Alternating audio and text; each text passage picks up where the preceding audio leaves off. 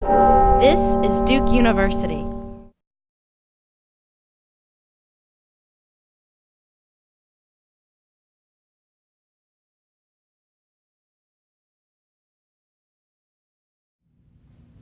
On behalf of the Fuqua School of Business, we thank you very much for participating today. I'm Jonathon Cummings. I'm a professor in the Management and Organizations area here at Fuqua. And along with me is Esthers PhD, a PhD student in the Management and Organizations area. And we're going to talk a little bit today about coordination cost in innovation teams. But before I start, I want to do some housekeeping here. So we've had several questions submitted via email prior to the session, so I've printed those out. Esther has those as well.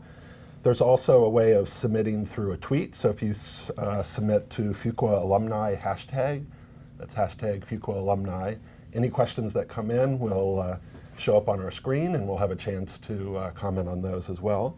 And so we're going to go maybe about 45 minutes. If more questions come in, we're happy to stay a bit longer.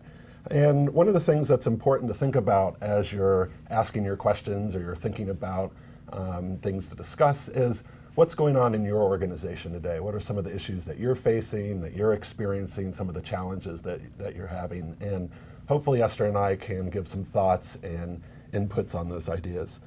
So if you missed the pre-video, let me just do a recap of a few things I talked about. One, I talked about how the coordination costs often rise under two conditions. The first condition is geographic distance or time zone separated, so being in different parts of the world or having people in different buildings, even in the same city, you can have experienced the challenges of distance.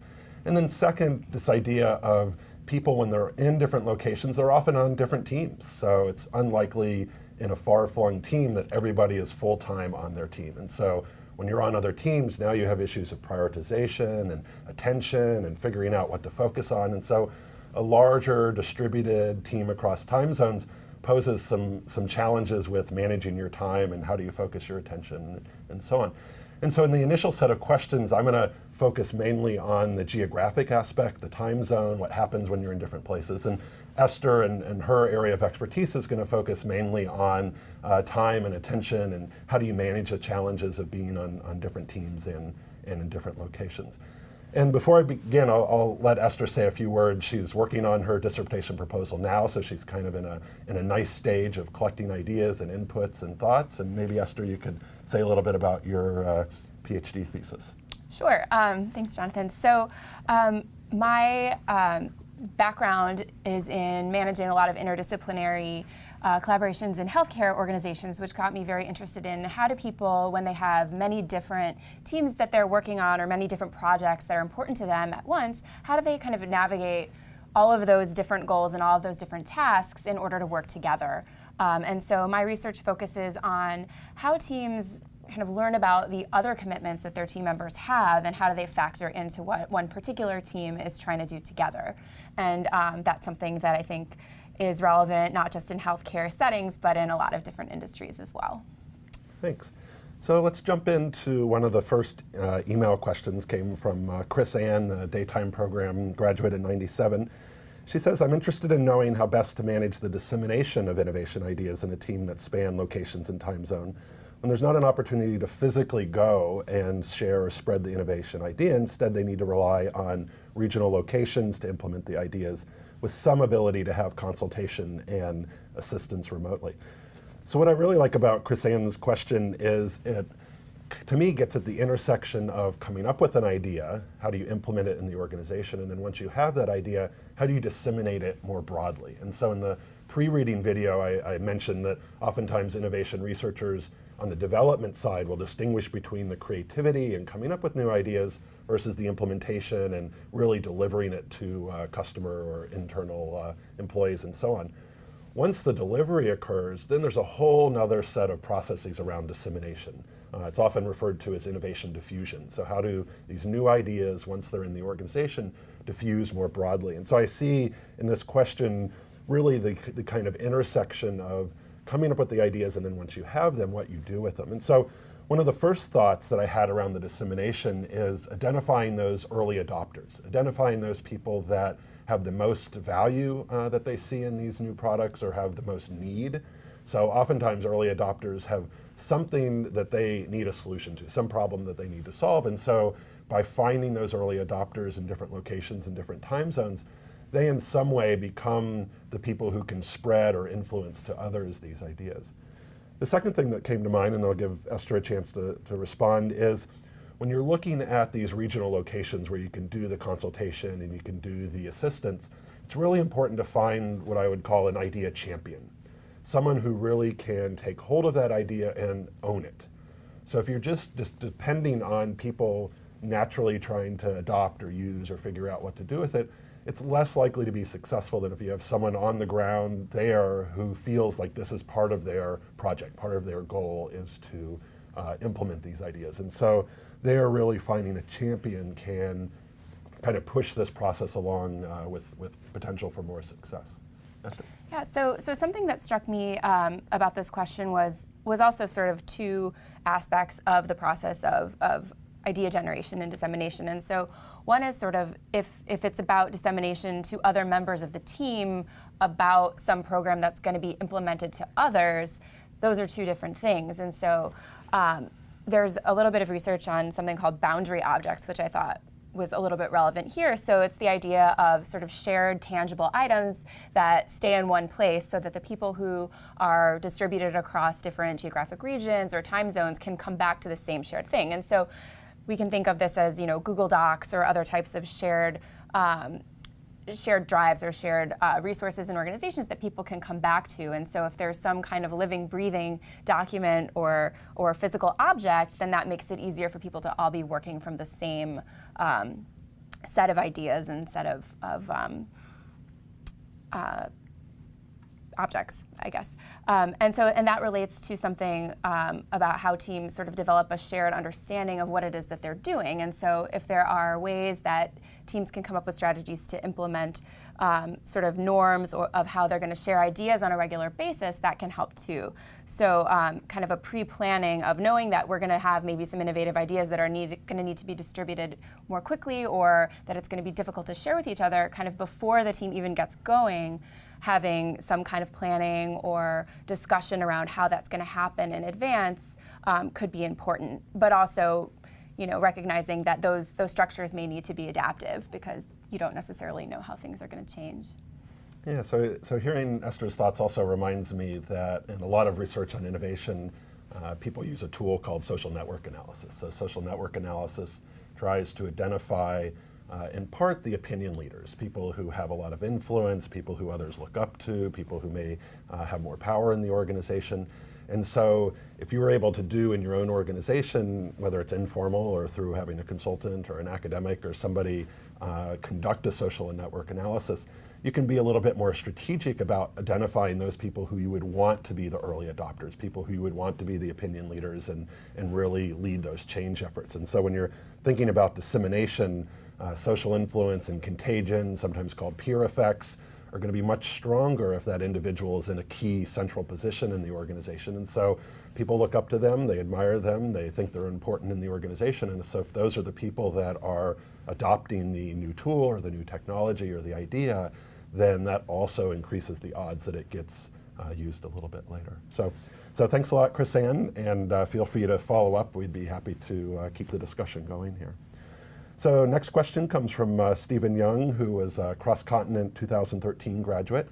So he mentions that he's interested in understanding a little bit more about this tension between incremental innovation and radical innovation. So in the pre-reading video, I mentioned that incremental and radical are both important innovation problems in organization. Incremental is really about the extension or the product improvements, things that are sometimes minor, but they can still be a lot of work to do. Versus radical, which are often new to the world, new markets, new products that others haven't seen, things that are really disruptive in the market that they're in.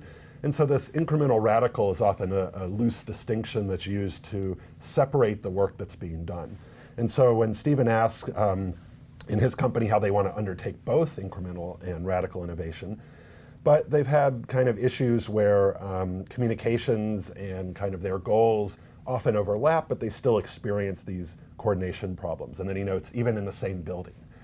And so from a geographic perspective, I think one of the things that's important to think about is when you put people who are proximate together, the thing that you're improving the odds of occurring is really informal communication, these casual interactions, the bumping in at the water fountain or getting coffee or going to the elevator or restroom.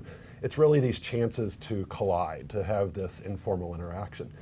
But at the same time, if two people collide, but they don't think they're working on the same thing, or they don't have anything in common, or they don't feel like they're really part of the same team, that informal kind of encounter isn't really going to do a whole lot. And so in some ways, being in the same building is most beneficial when people see that they have things to work on together, things to talk about, things in common.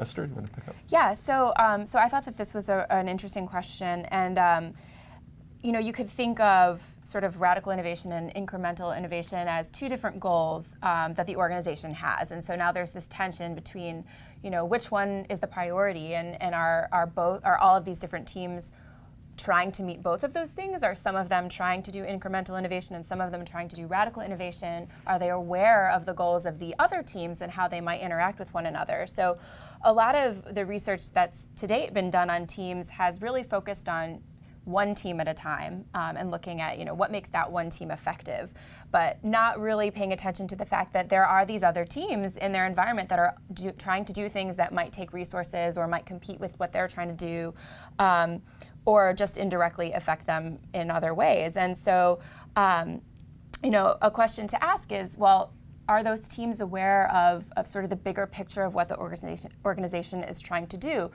Is there some integrator person who is aware of what's going on in those different teams and actually communicates those things to those teams rather than just sort of being aware at a higher level? Another question is, are people on more than one of these teams at the same time? Is there a person who perhaps has an active role in one team and a minor role in another team who can serve to try to share information between those teams so that they could learn from one another? There are drawbacks of that, of course, in terms of the attention that person then has to decide how to allocate. But it's a trade-off that is worth considering, for sure. And then another thing is, are these teams, do they have the flexibility to reconfigure themselves? So if they do become aware that they're working on something that is similar, can they kind of reconfigure and work on that together? Which kind of leads into other issues of reward systems in the organization. Are there incentives for people to actually do that, or are they going to want to try to compete for who can get there first? And so I think this issue of multiple goals kind of rises to the top for me as a really interesting issue in this kind of situation. Yeah, and so talking about goals also brings up what the nature of the work is that they're doing. And so often researchers who study incremental and radical innovation identify features of that work that vary, which make the goals easier or more difficult to integrate. So a few I jotted down is one, the time frame. So incremental innovation projects typically would go 6-8 months, maybe a year. You don't want to spend multiple years just doing a product line extension or something that's more minor in nature. Whereas the time frame for radical innovation can often be 2, 3, maybe even 5 years, sometimes 10 years if it's a really complicated problem. And so when you think about the time frame, and if you line up what the incremental team is doing and what the radical team is doing, the incremental team, they may almost be done with their work by the time the team working on the radical innovation is just getting started, the fuzzy front end, the planning and preparation and idea searching and so on. So the goals may not even have a chance in that first 6 months to overlap and be more consistent. The next thing that often comes up in distinguishing incremental and radical is the complexity of the work. Are you doing rocket science, or are you doing some additional kind of color change or fabric change or material change? And so if you think about the complexity of the work, the complexity is often lower for incremental innovation, and so therefore the types of expertise you need on the team can be a little bit more specific and focused, but in general a kind of wide or breadth of knowledge would be suitable for doing an incremental project. Whereas if you're on a high complexity project, if you're on a radical innovation project, you often need very deep expertise, the frontier of knowledge, the cutting edge, the PhD scientist who is maybe one of a dozen people in the world who really truly understands what this issue is. And so when you have these tasks that vary from low to high complexity, there actually may be less overlap in the knowledge base of the people working on the incremental versus people working on the radical. And then that also challenges the ability to have common goals, because the knowledge and expertise and experience that they bring to the task doesn't overlap as much. That would be facilitating the overlap of goals. And then third, and possibly the most studied difference between these incremental and radical innovations is the level of uncertainty or ambiguity in the market. So for example, in an incremental innovation, you often know what the market is, you often know who the customer is, you often know what the product is, you can talk about it. There's usually a dominant design in place which says, here's what it is, here's who it's used for, and so on. And so what happens is in an incremental product, you have lower uncertainty because you basically either want to serve the same customers you're already serving with something that's a little bit better, or you want to take that existing product and take it to a new market. So you already know there's demand in one market, you're going to another market. So the uncertainty in terms of how that innovation is going to be delivered is much lower. So it kind of lowers the stakes for the team. On the other hand, if you are on a radical innovation team and there's high uncertainty, you don't know the market, you don't know who the customers are, you don't know who's going to use it, that level of uncertainty challenges the teams a lot. So they're doing a lot of searching, they're trying to figure out, they're coming up with a business case for what might work. But it's really sometimes throwing darts in the dark. You're just not really sure where it's going to land, where it's going to hit. And so if you have teams working on incremental, where its uncertainty is low, they know the market and product. Incremental teams have high uncertainty, they don't know where they're going or what they're going to do with it. That also decreases the chances of these goals overlapping and really giving team members a chance to coalesce around some sort of common goal. So hopefully that gives you a little kind of a better sense of why having these different types of teams, even if they're in the same building, can be a challenge and struggle for the organizations that they're part of. All right, so let me switch to the third question, and then we'll get to questions that are coming in through the Twitter handle. So here we have a question from Mukund from the CCMBA class of 2010. And so he talks about working on a team between the New York office of his company and India, and so they have these large time zones. He notes that they're using the task-based organization method, and so in the pre-reading video I talked about how there's often this distinction between the task-based method, which really is about setting out the goals in advance, having routines, dividing up labor so people know who's doing what, having really good coordination plans in place so they know how to solve problems and how to work together. So that kind of organization around the task and who's doing what is often distinguished, conceptually at least, from the use of information technology. So lots of firms have a tendency to say, let's buy all the tools that are out there. Let's have video, let's have voice, let's have text, let's have email, let's have kind of flights so people can meet in a common place and really get out kind of the issues and solve the problem. So on the one hand, the task-based method is really about how the team organizes around the task. And the other more IT technology solution is about how do you give all the tools that are out there at the fingertips of the team members so they can make the calls or have the video or do the texting or have the chance to meet. And so really this conceptual difference is important because at least in research in the academic literature has found that this task-based organization of really getting the team structure in place has a kind of a stronger positive effect than just simply giving people more tools. And so if you think deeply about that, it kind of makes sense because you want to have a good, strong, solid team in place before you give them these tools, because anybody can use these tools if you're kind of a loosely organized team or a very tightly organized team. And so his question is that even though they seem to be working well, once in a while these kind of questions pop up where somebody drops the ball or there's not clarity about what the other team is doing or the other site is working on. And so people kind of make assumptions about what was communicated and what was meant. And so he gives an example. Someone would say, I think he was referring to this, so let's go with this.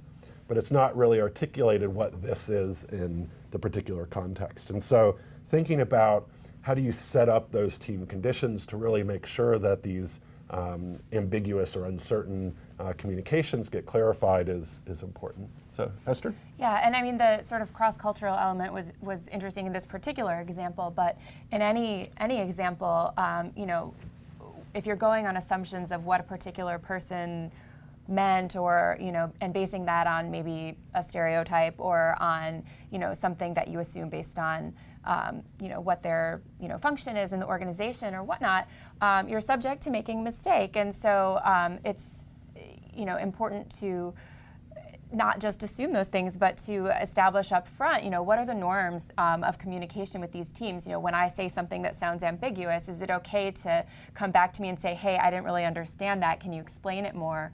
And other things about the team, just besides how they're dividing the work, can affect that. So there's research on psychological safety, which is, do you feel comfortable, admitting when you made a mistake or admitting when you didn't understand something, so that ultimately the team can perform more effectively if you clarify that. But if you're afraid that if you ask a question, somebody's gonna think you're incompetent for not knowing, then that could ultimately be detrimental to the team if you make a wrong assumption. Yeah. Also jotted down a few more notes on that line, what could lead to this ambiguity or people not understanding.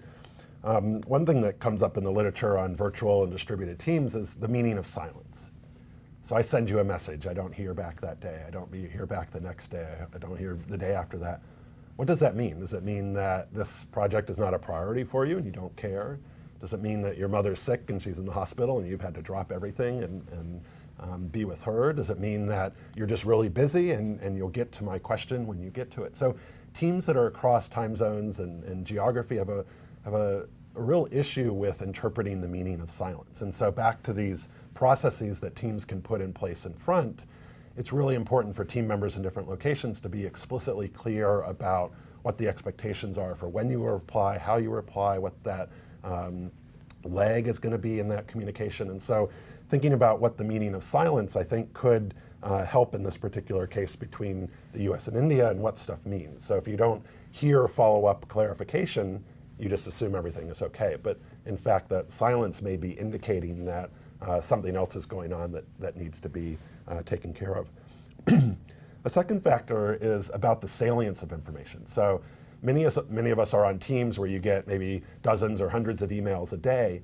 And so when you're sorting through all this information, you don't know what is the most important piece of all of this. What's the salience of that information? And so if you're given 20 bullet points and you're not sure which of those 20 bullet points to focus on, you're going to make your own judgment, your own perception about what's important, what is salient to you.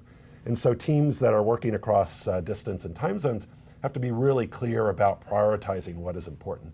Otherwise, it's left to everybody at their own sites to make that judgment about what is salient, what is important for them to pay attention to. And then finally, a third thing that often comes up in these teams is what's referred to as the uneven distribution of information. So in your head, you're thinking, well, I don't want to burden or inundate everybody with every email. So I don't want to CC everybody on the team every time.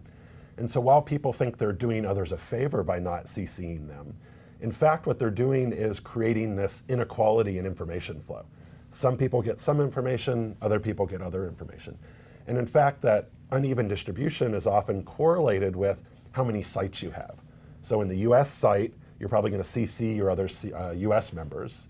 On the Indian site, you're going to CC the other members from India. And so what happens is you end up getting this inequality between what information everybody knows in common.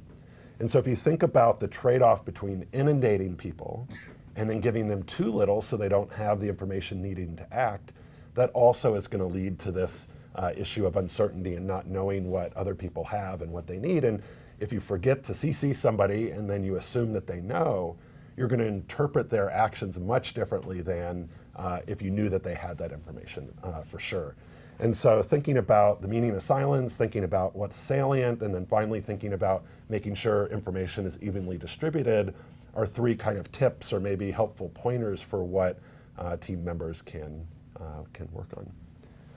All right, so let's go to a submitted question. So Ken from the Weekend Executive MBA program, a graduate of '98, says, please comment on innovation teams in mid-market, less than 150 million global tech companies, always part-time teams and rarely in the same location. And so when you're thinking about part-time teams, this is something, again, that Esther will be in a great position to talk more about.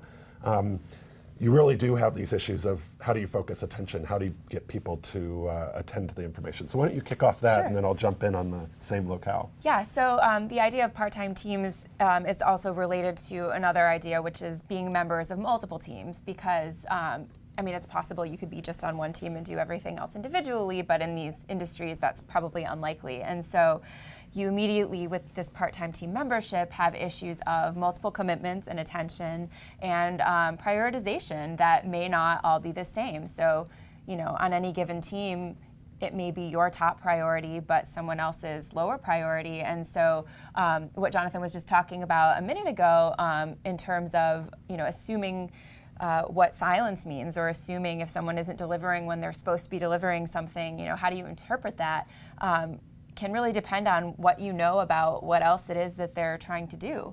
And so, if there's a very short timeline on some type of project that an innovation team is working on, it's really important to understand what else is in the environment that might affect your ability to meet those deadlines, and is everybody on your team on the same page about that?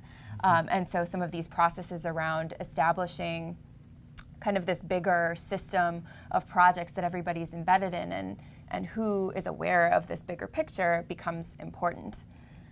Yeah, and so I think to focus more specifically on global tech companies, so one of the things that defines their market is the fact that technologies are constantly changing. And so the people who are expertise maybe in one software programming language or one hardware platform may not be the experts for the next programming language or the next hardware platform. And so global tech companies in this particular space can't afford to hire everybody across all these areas. So they have to be selective and allocate resources towards those skills and expertise that they need for a particular project.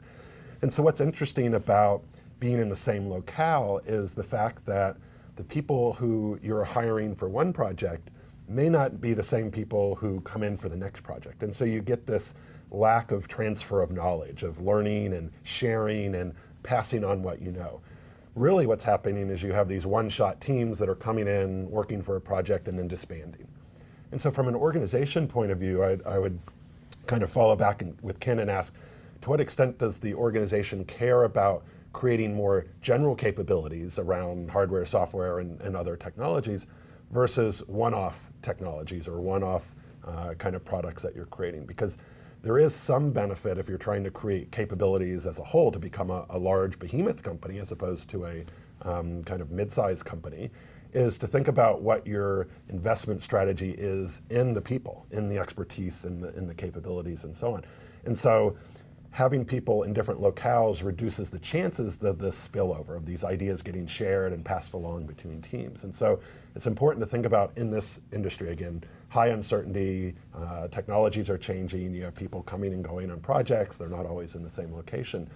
The onus really is on the designers of the task, of the projects, to make sure that it's clearly articulated what those needs are so that they can forecast who the right people are to put on the team, so they can have a good schedule for when people are participating, because a poorly designed team is not going to be able to take advantage of this influx situation that these teams find themselves in. And so in some sense, putting the emphasis on designing these teams well can take the best advantage of teams that are, again, shifting part-time, full-time, same locale, different locale.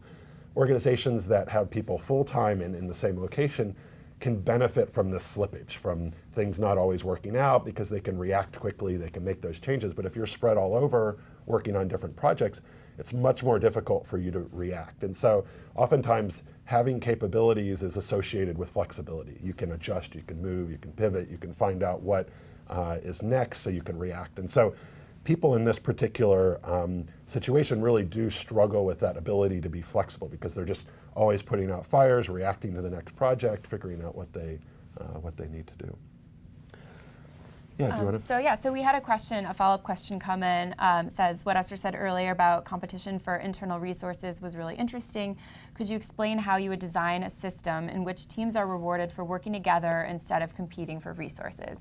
So this is a great question, and it's something that really there isn't a straightforward answer to, but the best answer I think that I can give is, you want to make sure that the rewards aren't only for sort of each team. And so if you want people to collaborate together, there needs to be some common higher order goal that people are rewarded for. And so rather than simply rewarding, the one best team who comes up with a particular idea, it could be something like, if we as a whole organization, achieve a particular goal by a particular time, everybody gets some kind of benefit or recognition or reward. And so it's really about sort of balancing, what are the priorities of the organization with, what's going to actually motivate people to work together, because if they're only being individually or particular teams are being individually rewarded,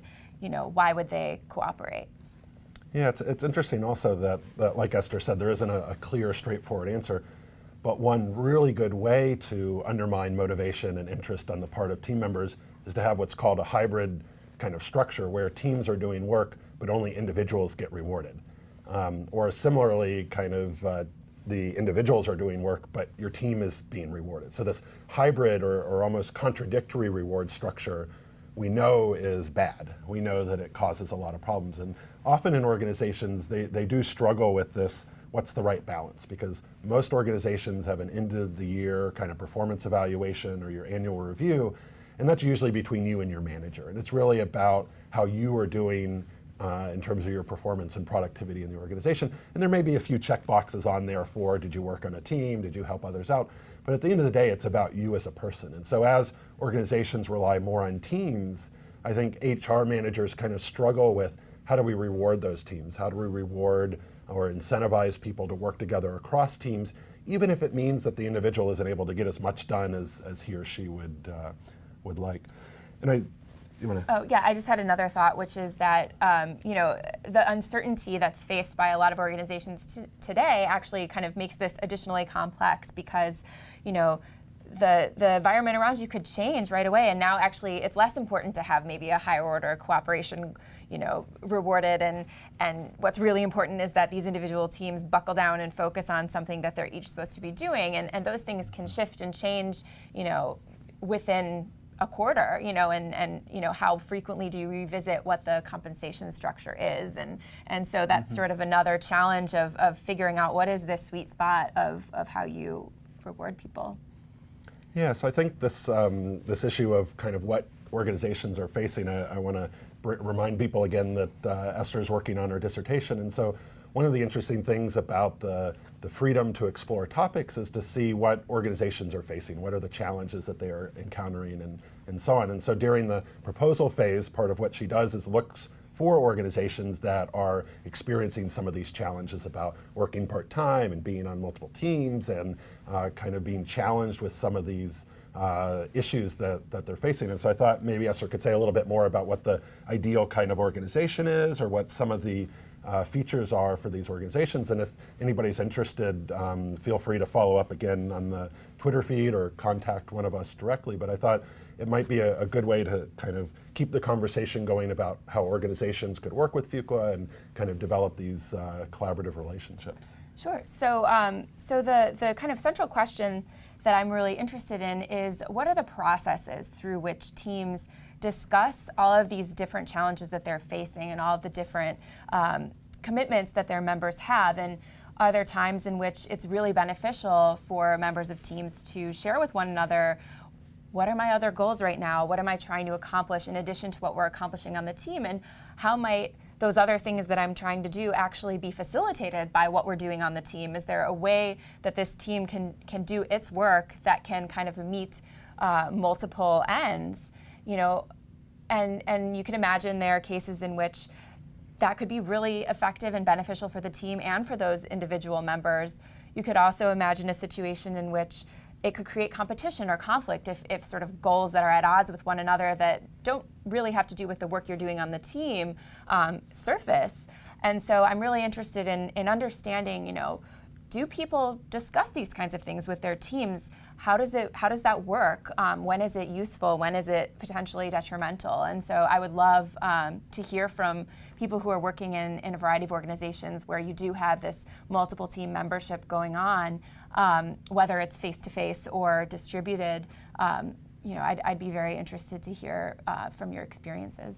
Yeah, that'd be great. And one of the nice things about dissertations is it's not consulting, so there isn't really a sense of you're paying, but the benefit really is the learning and knowledge that's generated and how people can really get a better understanding so that they can then share these best practices and solutions to other companies. So it really is the opportunity to have kind of an outsider, almost an arm's length, third party, kind of be involved in the problem solving, and really with the goal of helping Fuqua, helping the kind of knowledge that's gained from this, and again, strengthening these relationships.